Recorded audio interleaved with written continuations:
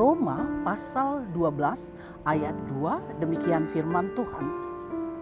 Janganlah kamu menjadi serupa dengan dunia ini, tetapi berubahlah oleh pembaruan budimu, sehingga kamu dapat membedakan manakah kehendak Allah, apa yang baik, yang berkenan kepada Allah dan yang sempurna. Ada dua pokok penekanan pada renungan ini.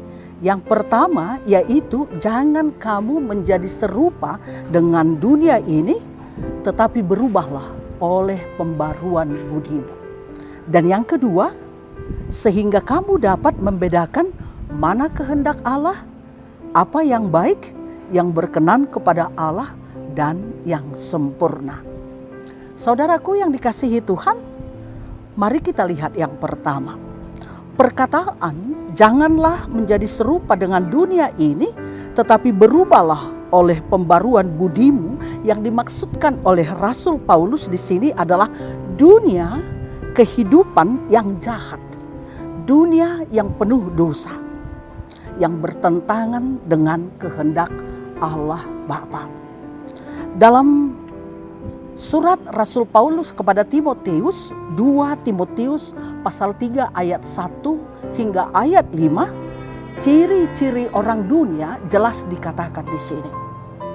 Dikatakan ciri-ciri orang dunia antara lain mencintai dirinya sendiri, menjadi hamba uang, membual, menjombongkan diri, memfitnah, berontak terhadap orang tua, tidak tahu berterima kasih, tidak mempedulikan agama, tidak tahu mengasihi, tidak berdamai, suka menjelekkan orang, tidak dapat mengekang diri, garang, tidak suka yang baik, suka berkhianat, tidak berpikir panjang, berlagak tahu, lebih menuruti hawa nafsu. Secara lahiriah mereka menjalankan ibadah mereka, tetapi pada hakikatnya mereka memungkiri kekuatannya.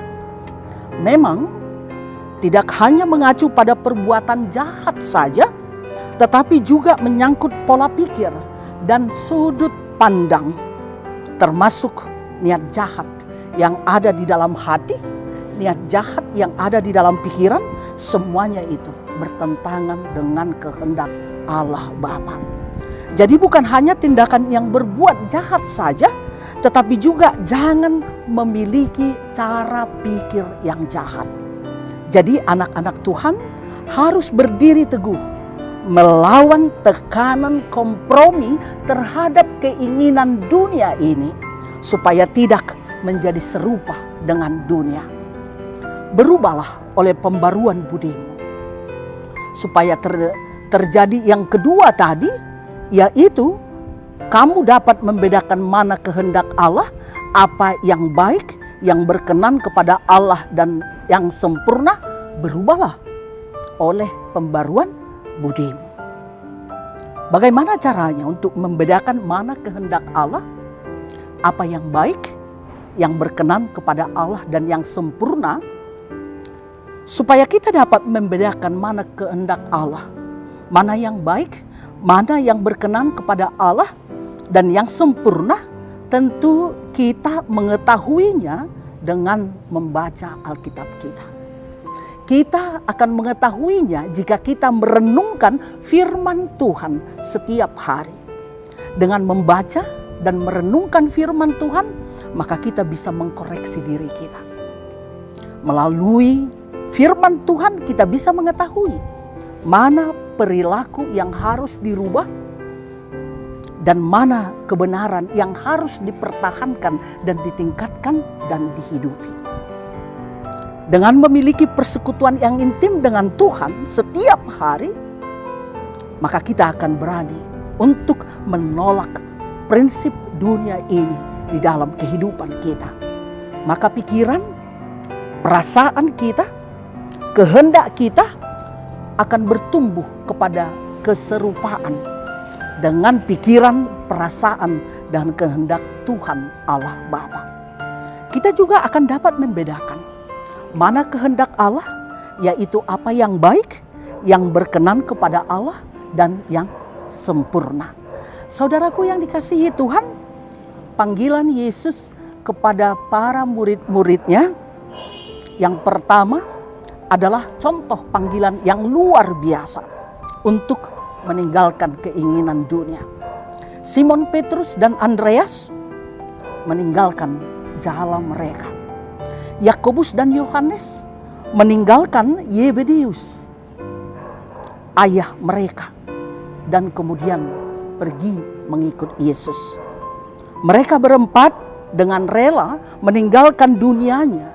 Mereka berempat dengan rela meninggalkan keluarganya, pekerjaannya, menanggalkan segala egoismenya, menanggalkan kehidupan duniawinya, meninggalkan segala kesenangannya ketika mereka memilih untuk mengikut Yesus. Mereka menanggalkan setiap tabiat yang lama, segala yang jahat, segala dosa, segala keinginan dan kepentingan dunia, dan berubah menjadi mementingkan keinginan dari Tuhan Yesus Kristus. Dan ketika mereka memutuskan untuk mengikut Yesus, maka damai sejahtera, sukacita, kebahagiaan menjadi milik mereka. Itulah yang dinamakan dengan penyangkalan diri, menyangkal keinginan duniawi, memilih menjalani hidup dalam pertobatan dan ketaatan kepada Tuhan Allah. Dengan menanggalkan segala tabiat yang membuat kita berdosa, maka kehidupan yang penuh damai sejahtera pasti menjadi milik kita. Jemaat yang dikasihi Tuhan, masih adakah jemaat yang menjadi serupa dengan dunia ini?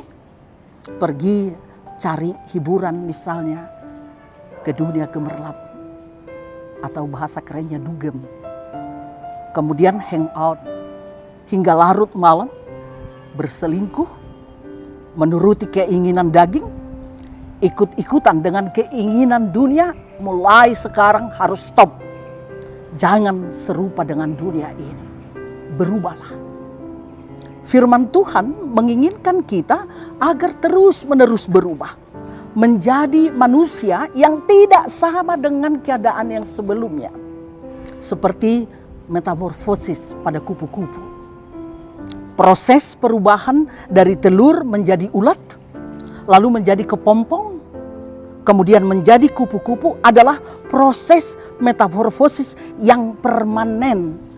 Orang Kristen juga harus seperti itu.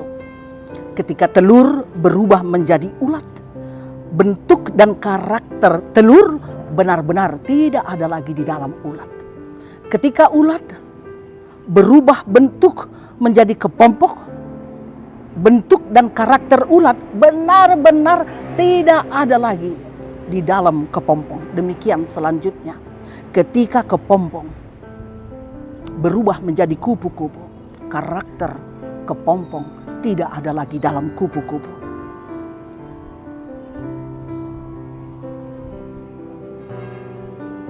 Saudara yang dikasihi Tuhan, demikian juga kehidupan kita sebagai orang Kristen. Tidak boleh lagi melekat keinginan-keinginan dunia yang sudah kita sebutkan tadi di dalam kehidupan kita, kalau kita benar-benar mau mengikut Tuhan, supaya kehidupan kita seperti kupu-kupu itu indah, tidak meninggalkan masa lalunya lagi, tetapi melihat ke depan. Demikian juga dengan karakter kita, diubah menjadi serupa dengan Kristus. Tidak ada lagi karakter, bentuk keberdosaan dan yang buruk menempel dalam kehidupan kita.